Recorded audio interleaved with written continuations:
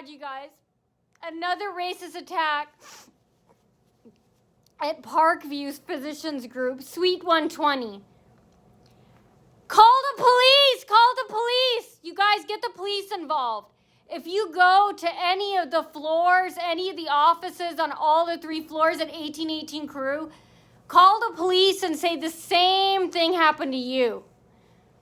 Especially if you're not white. Okay, so they refused my appointment today because I'm Asian. You guys, please contact Dr. Phil and the Attorney General and... God, I can't think right now because I'm so upset and hurt. I'm a human too. Asians are also human. So are blacks and Hispanics. Also HIPAA, contact HIPAA, the prosecuting attorney, everyone else. Anyway, and insurance and Anthem. Anyway, so I go in for my appointment. And Yvonne, the one who knows the cop. I'm also going to post that in text. I just remembered that. The one who also had the cop stalk me, who she knows one time, stalk me and harass me inside the office. Anyway, I go in there, I pull up my car, again, the same thing, honking horns. They're pointing their finger, yelling. I'm sure obscenities at me. I couldn't hear them. Anyway, so I honked back and I flashed my cars. Or I flashed my headlights. And again, this is grounds for termination. They're blocking patients' parking spaces, level 1, 1818 Carew Street, Suite 120. Anyway, in the parking garage, who are all those packed cars? Who are all these fake patients, aka stalkers? What are they there for? When were the appointments made? Because there's not enough time to make an appointment the same day as me.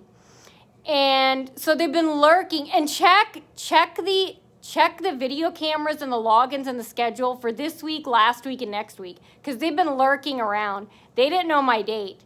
So they were definitely lurking last week, waiting around. Anyway, same thing happened. I honked back. When I went in, more stalkers were waiting. And then they're like, oh, let's get away from her. And then they ran away. Like they overact because they pretend to act like they're embarrassed because they are. And the number one reason, to try and keep a fake connection with me because they never had one because I always run away. We always run away, keep running away. Nose upturned, keep strutting. Anyway, so I go into Suite 120 and Yvonne is there, the one who also invites cops to harass patients. Anyway, again, there are a bunch of fake patients there. They're screaming. They're interrupting every time I talk.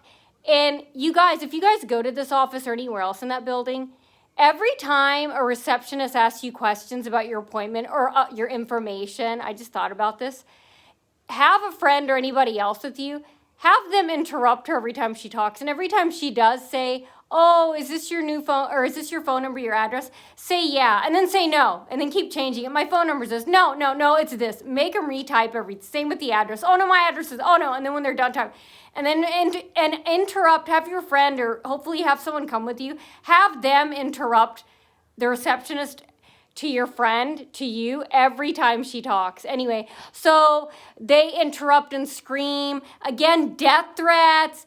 One guy screamed from the from the office.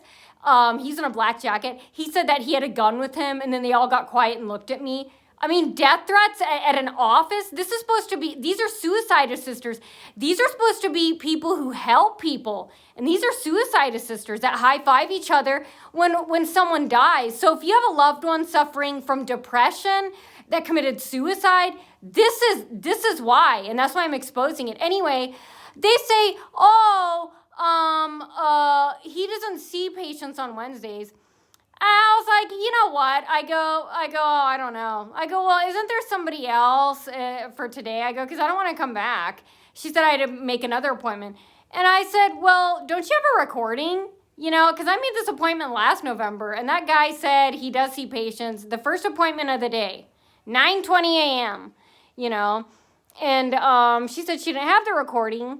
Yvonne did. And I said, is there a patient advocacy? Because I want to talk to someone there. And strangely, I didn't know there's an office manager there. She didn't say anything about the manager. And I said, is there, and then she went to write down the patient advocacy number. And I said, where are they? Like, I go, like, what room are they in? And she goes, oh, they're not here. They're at a different location. I don't know if that's true. And I said, was there a number?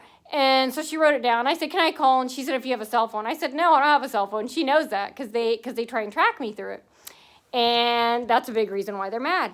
And I'm going to still keep doing it. Anyway, so then I said, can I use a phone here? And some other receptionist who was hiding, she interrupted and said, oh, we don't have one. And then, so I said, well, is there one here? Like outside. And then Yvonne said, there's one outside.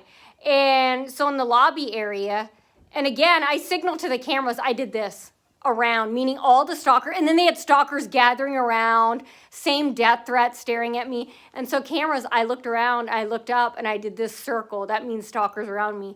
And I pointed at myself, I did that. So other victims do that too. Point at them in a circle, point at yourself, and then that means they're trying to threaten and kill you. Anyway, the whole time, I was talking on the phone. I was saying, get the video and security because they're out here right now threatening me. Out in the lobby. This is outside, first floor, outside of Suite 120. And I called like 2 or 3 different places. Patient advocacy. She said she didn't have the recordings. And I was like, well, what's the point? I go, well, then she said she didn't know they had recordings. And I said, well, I was told they do, so I don't see the point of recordings if you guys don't have them. And she said, well, the headquarters might. She gave me the number, so I called them. She said she'd check on the prescriptions. I said, because I need my prescriptions.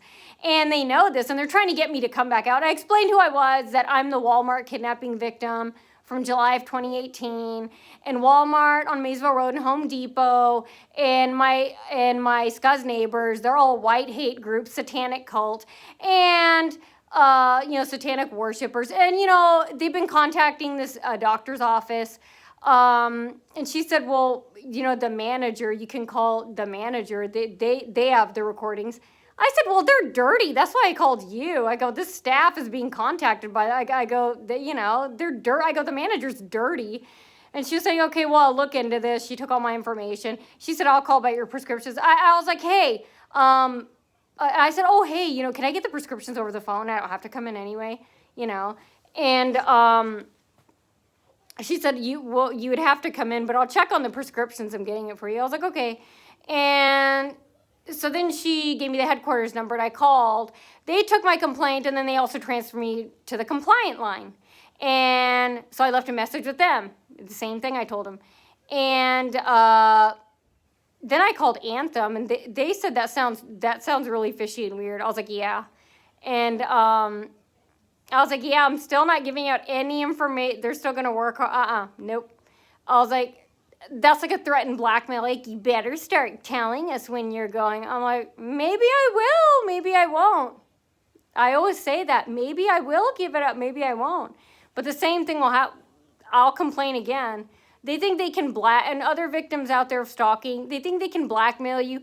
Keep doing what you're doing over and over again. Same thing. Because they want you to give them more information. Do not do that. Anyway, they wouldn't give me my appointment, which Anthem and other people say sounds really fishy and weird.